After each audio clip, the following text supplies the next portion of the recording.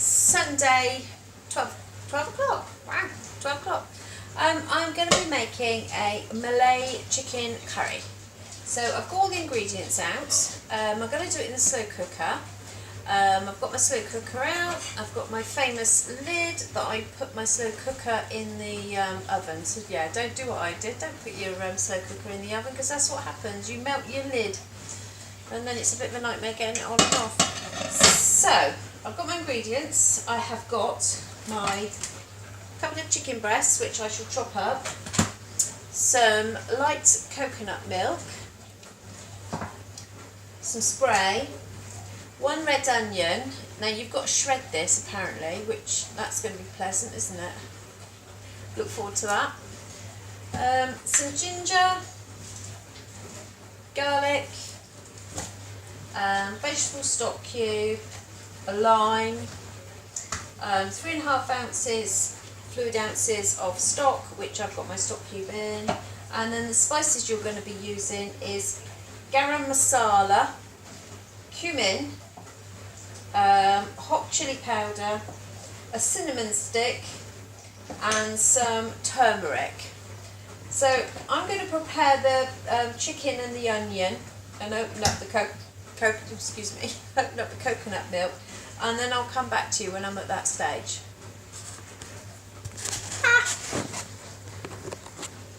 Hey, yes, I'm back. I've changed my mind. Women are allowed to do that. I'm going to make it in my saucepan. I'm not going to do it in the slow cooker because I just might go out later, and I don't know, I just think it doesn't look like it takes very long to cook at all, so I think I will try it on the hob. Yeah, because not everyone's got a slow cooker, have they, either, so it gives everybody a chance to make this curry. So it doesn't say to do this in the recipe, but I always do this. I've chopped my chicken and I'm now going to put it in a bag. So I'm going to pop it in the bag, and to that I am going to, if you can see, I've got my faithful friend here, Smelly, look. Smelly dog, who decided to go rolling this morning in fox poo when we were out on our walk. And then consequently I had to give her a bath when we got home, didn't I, Smelly dog? So I'm going to put in a heaped teaspoon of corn flour. I'm going to sprinkle that in my chicken. Now I've got a feeling corn flour is 1 cent per tablespoon. So give that a good shake around. Now what that will do, will keep all the chicken tender, and I use that for beef, chicken, lamb, pork, any meat that I'm using. I put it in the corn flour, and it really does make it tender, makes it beautiful. So I'm turning my my pan on, my saucepan, and I've got it on 5. And I have sprayed it with my rapeseed oil. You can use your 1 cow. Get rid of my chicken thingy that I've been cutting my chicken up on. Let that come to a little bit of a heat, and then I'm just going to do, all I'm going to do is pour in my chicken. Right, so my oil is heated up. While I was waiting for it to heat up, it's probably too hot now. Right, I'm just going to pour in my chicken. While I was waiting for my oil to heat up, I grated my onion. I'm just going to add a little bit more oil onto the top of the chicken.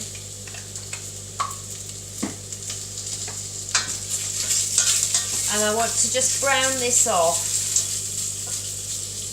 So I haven't crowded the pan, because otherwise it just ends up like broiling it, and it's not nice. You want to brown the chicken. So if you've got a lot, I would suggest you do it in batches maybe. Get it nice and brown. take out some, put some more in, and do it like that, and then put it all, once you've done that, then you can put it all back in together and do the next process. But so I'm just going to give that a couple of minutes just to start browning off. In the meantime, I've got this onion, which I've made a bit of a mess of.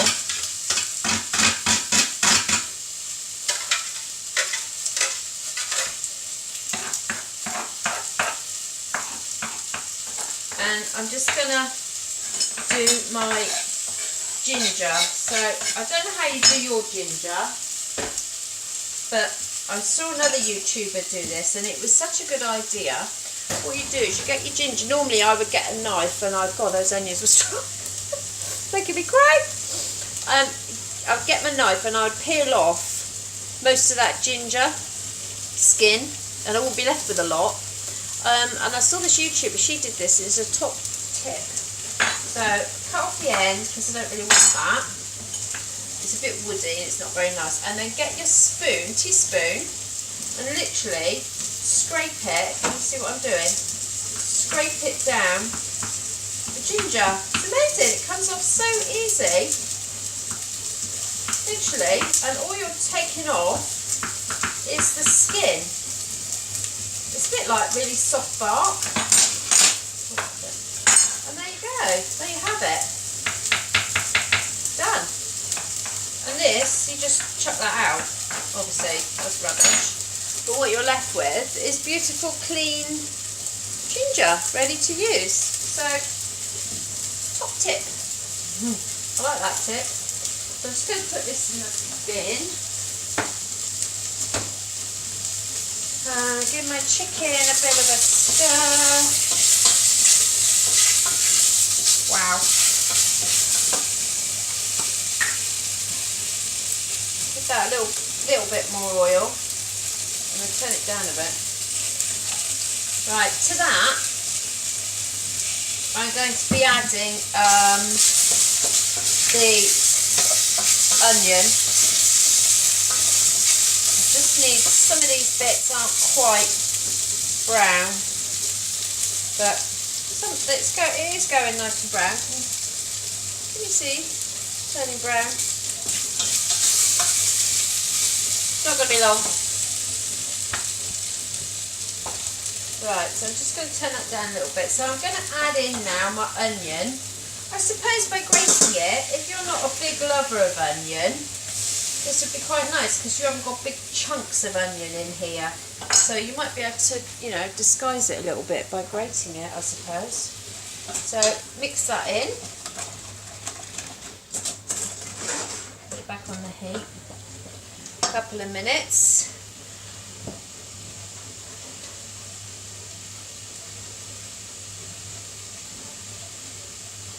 Then I've got the herbs and the coconut milk to add. By the look of it, so it's telling me to add the spices and then cook them down for a couple of minutes, then add the stock and then cook that for a further couple of minutes. So give that a bit of a stir. So what do we need? We need 2 large cloves of garlic.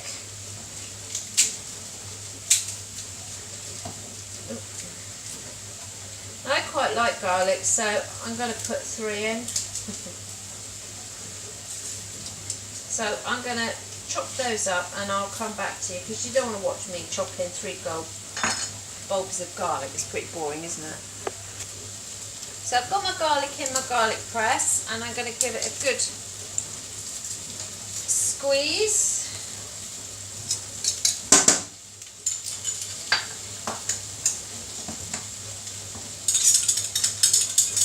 Take out all the skinny bits that you don't want. I'm just going to put the last one in.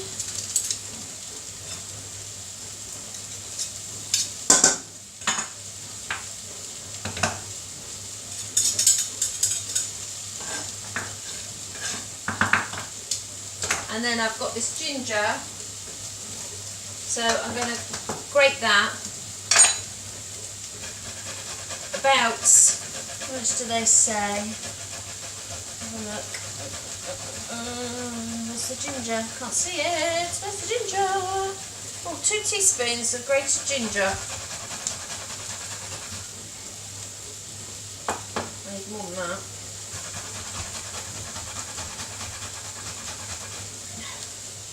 Right.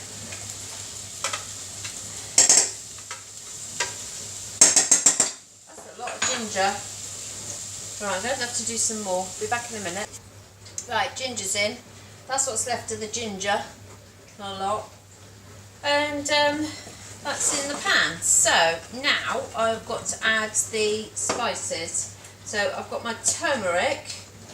And I need 1 teaspoon. Oh God. 1 teaspoon of turmeric. Excuse me. But my stupid teaspoons don't. Oh, can't find my thing. Hang on, I have to find it for you. Hang on. Honestly, what a nightmare. You can't get a teaspoon. Oh, it's happened to me. And I should remember. Right, so I've got this teaspoon. I know this teaspoon works. You can fit it in there. I messed up overly big teaspoons. I have to get some normal sized teaspoons. Right, so that was the turmeric going in. That was 1 teaspoon. And then I've got some cumin, which is 2 teaspoon worth. This is quite a big teaspoon, so I'm going to put 1.5 in. It's not really a proper teaspoon either. And I'm going to put a cinnamon stick in. There we go. Some hot chili powder. How much is that? Hot chili powder. It's half. So half a teaspoon of the hot chili powder. I suppose depending on how hot you like it. So garam masala. Struggle with that one. Garam masala. I haven't got a lot of that. I need to get some more. So that's it. I think what I might do. The only other curry I've got some tandoori spice. So I might put just the other half a teaspoon as that, just to make it a nice curry flavour. Right, so that's all the spices gone in. Give that a bit of a stir. Let's have a look. Can you see? I don't know if you can see. Shall I put the light on?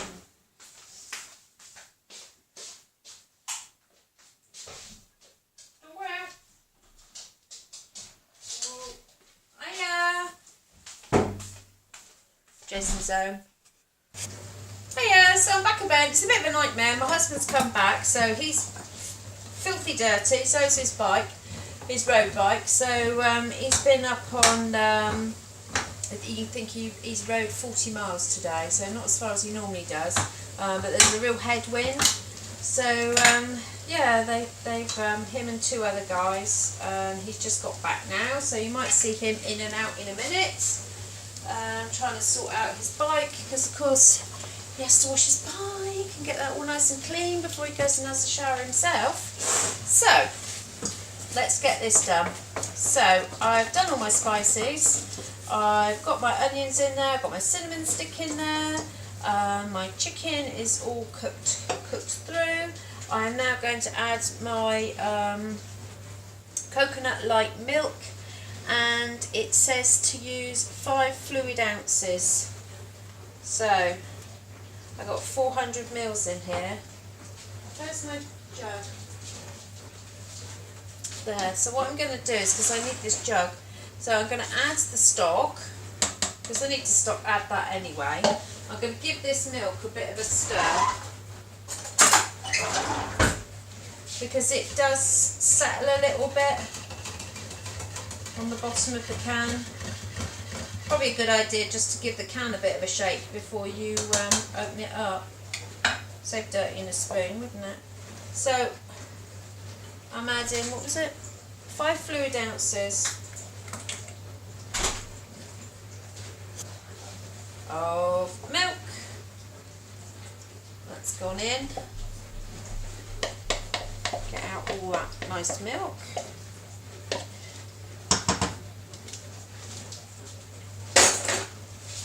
Give it a stir. it's gone a sort of a yellowy, I'm guessing that's the turmeric, isn't it, making it go that nice yellow colour. And now what you have to do is just leave that on a low heat and occasionally stir it. And you want to half cover it, it's saying. So with a saucepan lid, just gently sort of have a little bit of a gap so that steam can come out. So there's my saucepan, there's my curry. It is quite runny at the moment, but that will thicken up, and hopefully, fingers crossed, we're going to have a very tasty curry. And I'll come back to you in a minute.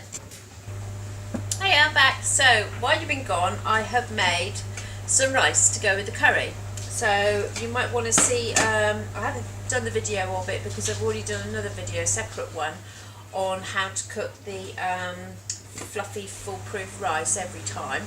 Basically, you boil up about that much water, you add your rice, you give it a stir, put the lid on, leave it on the heat, let it bubble up for a couple of minutes, turn off the heat, keep the lid on for 20 minutes, and then you take the lid off and give your rice a fluff, and there we go, fluffy rice where all the water has evaporated and the grains are separated. Whoop daisy. So I'm now going to take the lid off the chicken, the Malay chicken, which is there, which is all nice and creamy. I'm going to scoop out, if I can find it, the cinnamon stick, because we don't want that, do we? So let me just get rid of that. There. And then I'm going to give it a squeeze of lime. I'm not squeezing the lime to death, it's just half a lime. Give it a stir, and then I'm going to dish up. So I've got my bowl. Now I've got brown rice and some wild rice here.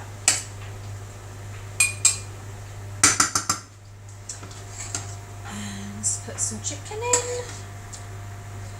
And we're going to have this for lunch in a minute. I'm just going to put some of that lovely juice on top. And there we go. So I will try it for you. There we go. Malay chicken with wild and brown rice. Get some of that sauce.